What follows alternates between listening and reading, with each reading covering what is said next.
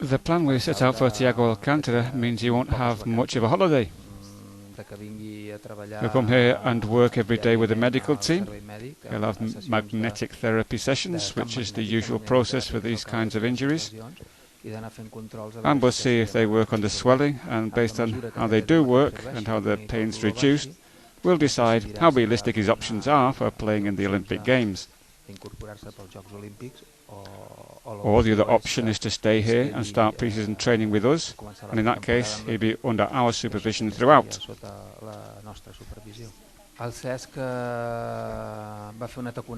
Cesc has had a minor problem. It's a problem with the right thigh muscle. It's a very minor injury because it's more of a strain than anything else, but there is a risk, so we've informed the doctors of the Spanish Football Federation. More than anything because we don't think it's advisable that he travels to the Spanish squad and straight away starts to train and to play.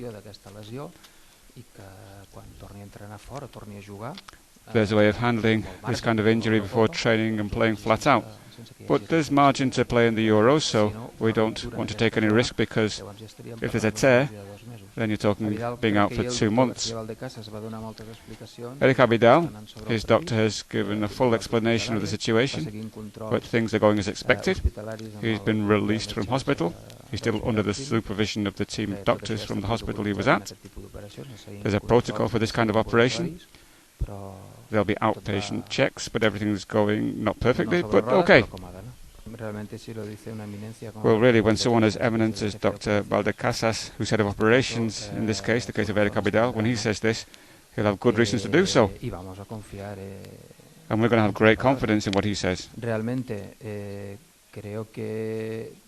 I think it's been a very serious operation.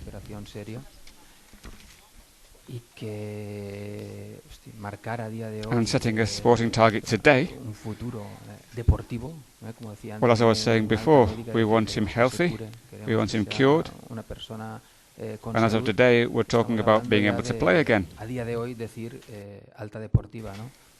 And with my knowledge, I'm not going to make a prediction like Dr. Valdecasas, but if he says this, well, then it's good news.